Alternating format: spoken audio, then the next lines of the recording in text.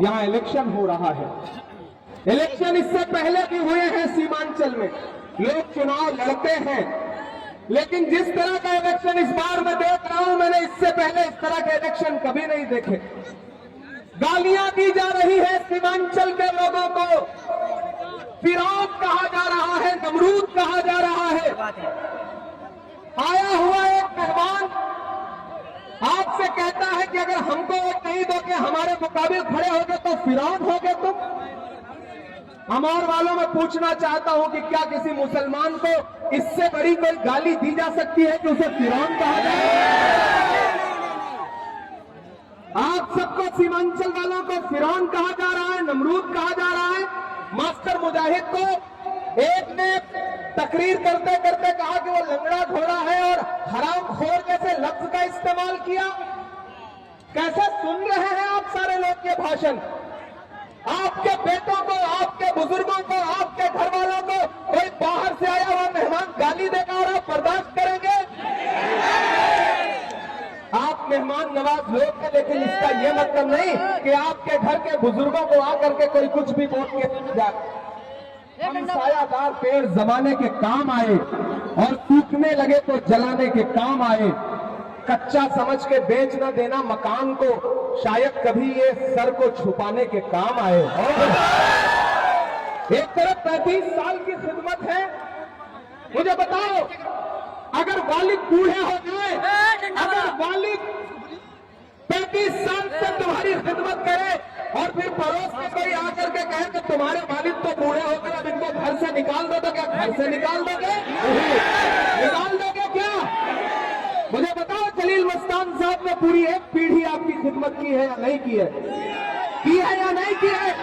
बताओ बुजुर्गों मुझे, क्या चाचा बैठे हैं, इनकी पेशानी की झुर्रियों की कसम खा के कहता हूं कि 35 साल से जिस इंसान ने आपकी खिदमत की है, उसकी इज्जत के साथ विदाई भी नहीं करने देना चाहते ये लोग।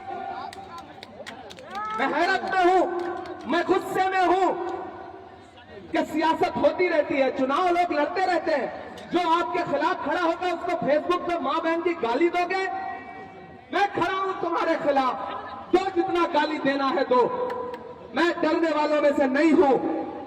यही तो नरेंद्र मोदी भी करते हैं कि जो उनको पसंद नहीं करेगा उसको कहेंगे कि तुम धर्म से खारिज, जो इनको पसंद नहीं करेगा वो मजहब में ही नहीं हो, फिरौन हो गया। फर्क क्या रह गया? आपके बीच में आपसे आके कह रहे हैं कि कांग्रेस को वोट दोगे तो दरी बिछाओगे, ये कह रहे हैं ना, यही गाली दे रहे हैं ना। तो अमौर वालों, आपकी जानकारी के लिए एक चीज बता दूं, अब आपके बीच में आए तो पूछना कि भैया हमसे तो कह रहे हो कि जलील मस्तान को वोट देंगे तो दरी बिछाएंगे, क्योंकि जलील मस्तान साहब कांग्रेस के कैंडिडेट हैं। तो ये बताइए नकीबे मिल्लत कि इसी 11 तारीख को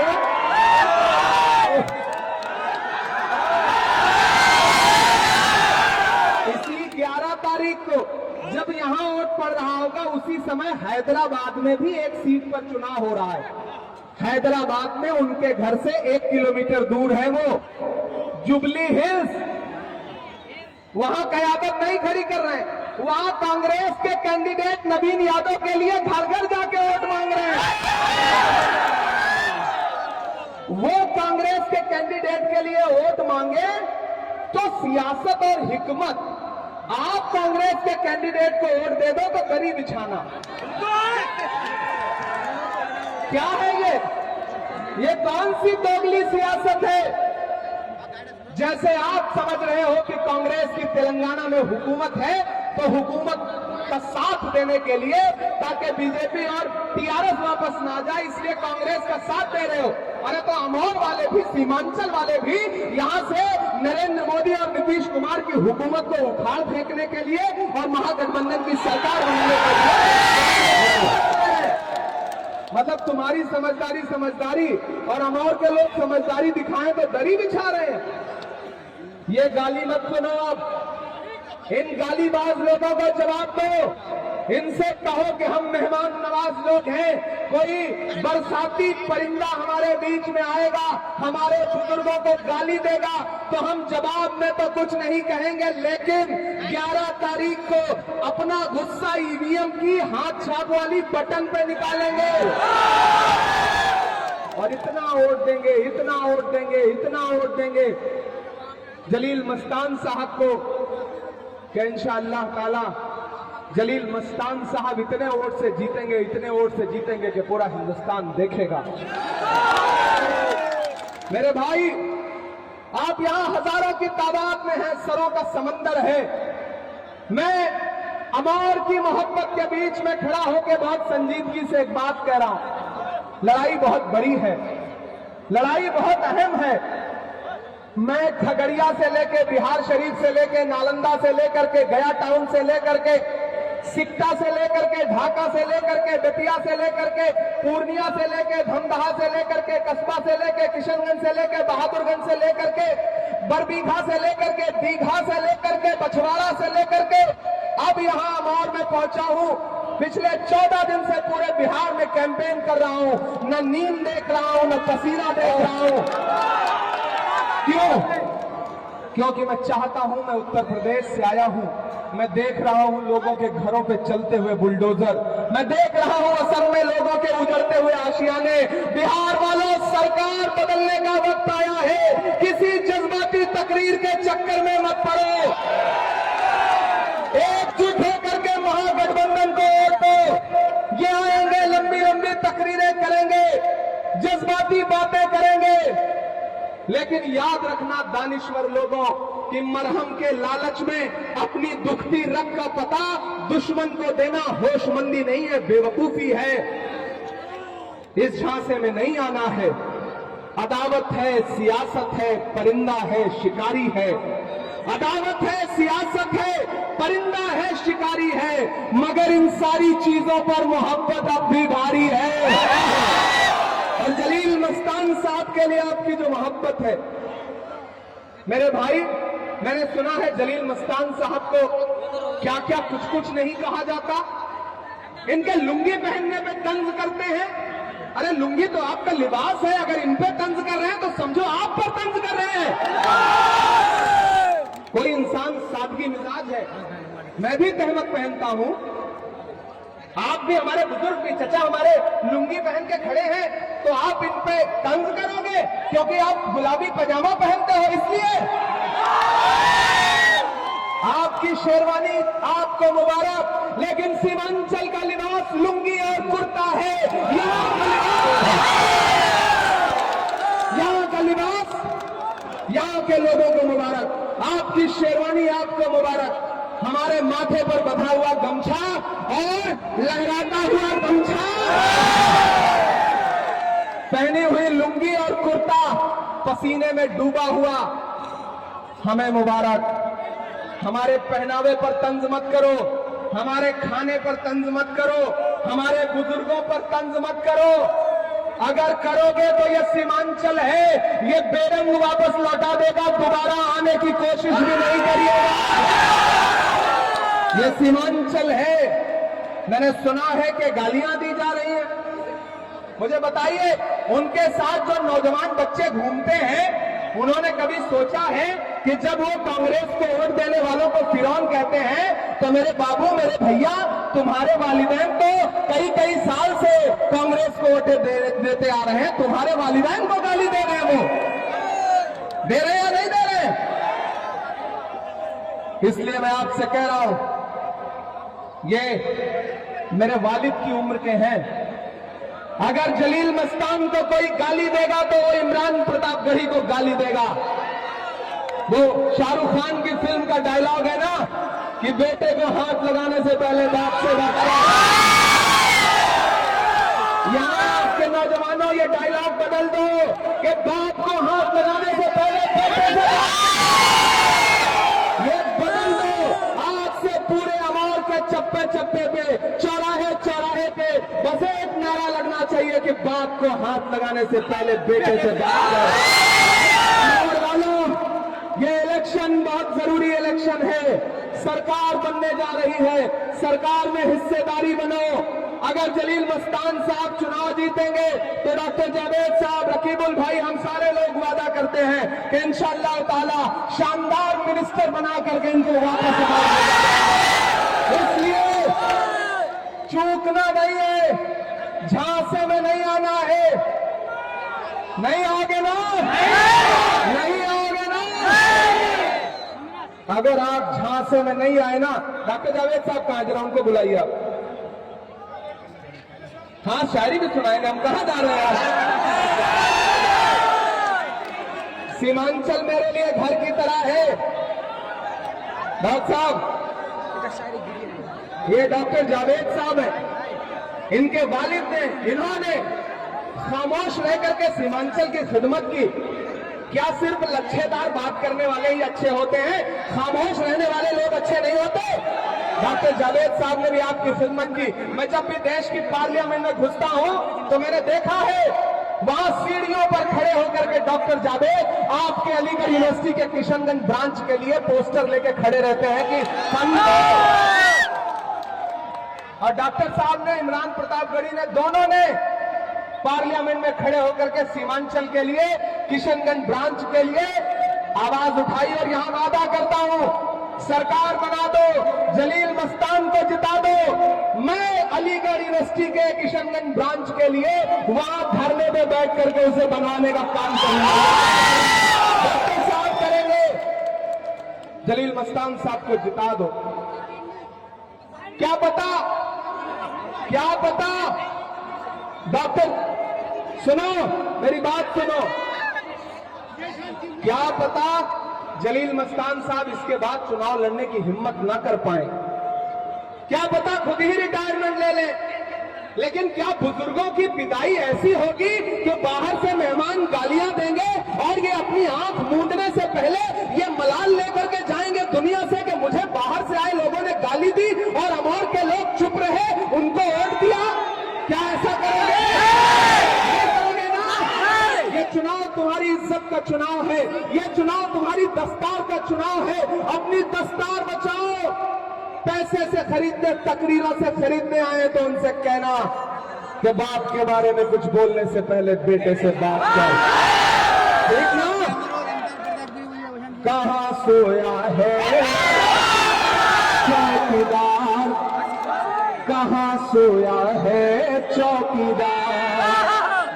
एक दिन मेरी बात हो रही थी जलील मस्तान साहब ने, मैंने कहा चाचा मैं सोशल मीडिया पे देखता हूं किस तरह आपको भला बुरा कहते हैं, तो इन्होंने कहा कि मैं हुजूर अकरम सल्लल्लाहु अलैहि वसल्लम का उम्मती हूं। उनके ऊपर कूड़ा फेंका गया तो उन्होंने पलट के जवाब नहीं दिया। मैं तो उनके कदमों की धूल हूं, मुझे गाली भी देंगे, मुझे बुरा भला भी कहेंगे, तो मैं अपना मुकदमा लेकर के अमौर की आवाम के बीच में जाऊंगा और कहूंगा कि तुम ही फैसला कर दो। और मुझे पूरा भरोसा है कि आप लोग फैसला कर देंगे। कहां सोया है,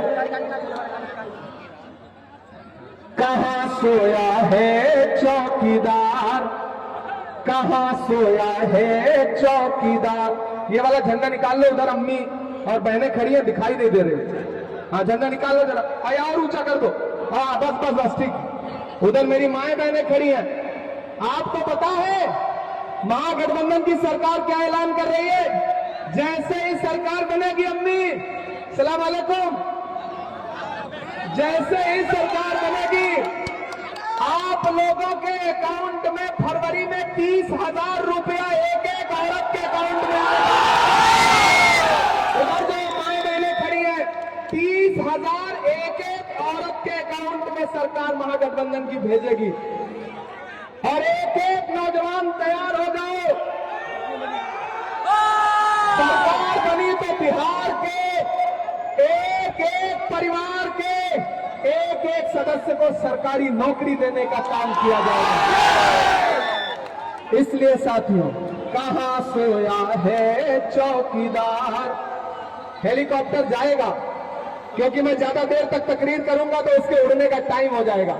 हेलीकॉप्टर जाने दो, आज मैं इनकी मोहब्बत छोड़ के बाई रोड चला जाऊंगा। पायलट साहब आप चले जाओ, जाओ, हम बाई रोड आएंगे, जाओ,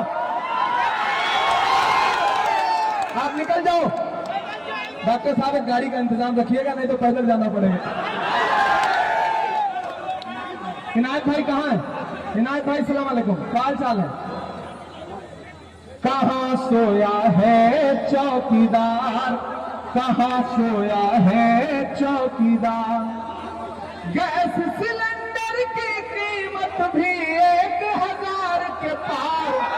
कहाँ सोया है चौकीदार, कहाँ सोया है चौकीदार, कि चाय बेचने वाला पूरा भारत बेच रहा है। बेच रहा है कि नहीं बेच रहा है?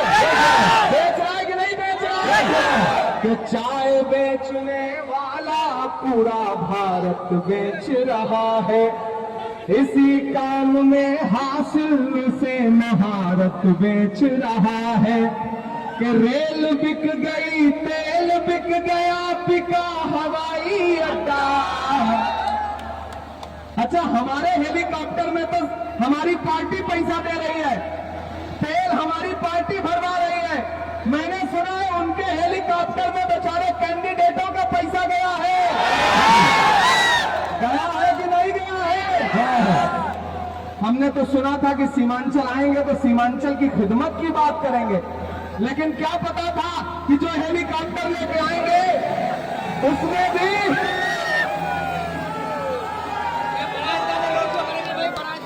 देखो यार, इससे ज्यादा मोहब्बत क्या दिखा सकता हूं मैं। हेलीकॉप्टर छोड़ दिया, मैंने आपके साथ रहना गवारा किया, हेलीकॉप्टर छोड़ दिया। मैंने कहा कि मैं बाई रोड जाऊंगा। ये है अमार से मेरी मोहब्बत, ये है जलील मस्तान साहब के लिए मेरा प्यार, मेरा सम्मान, एहतराम। इसलिए गुजारिश कर रहा हूं साथियों, हाँ एक शेर पढ़ना पड़ेगा। चचा एक बार पहले खड़े होइए, आप तो एक शेर आपके लिए पढ़ूंगा। सुनो परदेश से आए हुए मेहमानों, इमरान प्रतापगढ़ी एक शेर पढ़ रहा है जलील मस्तान के लिए। कि दायरे में सिमट के आएगा। इतनी ताली बजाओ, इतनी ताली बजाओ कि पटना से लेकर के हैदराबाद तक इसकी गूंज जानी चाहिए। कि दायरे में सिमट के आएगा, हर रवायत से हट के आएगा। आंधियों को जरा खबर कर दो, आंधियों को जरा खबर कर दो, शेर वापस आएगा, शेर वापस पलट के आएगा। 11 तारीख को चुपचाप, ऐसे काम नहीं चलेगा मोर भाई, जरा जोर से नारा लगना चाहिए। चुपचाप, चुपचाप। इधर से आवाज नहीं आ रही, पीछे से भी नहीं आ रही, इधर से भी नहीं आ रही। चुपचाप, चुपचाप, चुपचाप, चुपचाप। ये हमारे बुजुर्ग हैं, इनकी हाथ की झुर्रियों की कसम है तुम्हें, इनको शर्मिंदा मत करना, मायूस मत करना, मायूस मत होने देना अपने बुजुर्ग को। वालिदैन बूढ़े हो जाए तो उन्हें घर से निकाला नहीं जाता है, जो निकालते हैं खुदा उनसे इंसाफ लेता है। इसलिए इस बुजुर्ग का दामन छोड़ना मत। आखिरी बार एक वोट लेकर के 11 तारीख को बूथ पर जाओ, हाथ छाप का बटन दबाओ, जलील मस्तान साहब को विधायक बनाओ। इंशाअल्लाह हम लोग इनको मिनिस्टर बना करके वापस भेजेंगे। बहुत शुक्रिया। 5 बजने वाले हैं, पहली बार आया हूं, लेकिन अभी एक बार और आऊंगा और फिर नारा लगाऊंगा कि बाप से बात करने से पहले बेटे से बात करना चाहिए। बहुत बहुत शुक्रिया, बहुत बहुत शुक्रिया।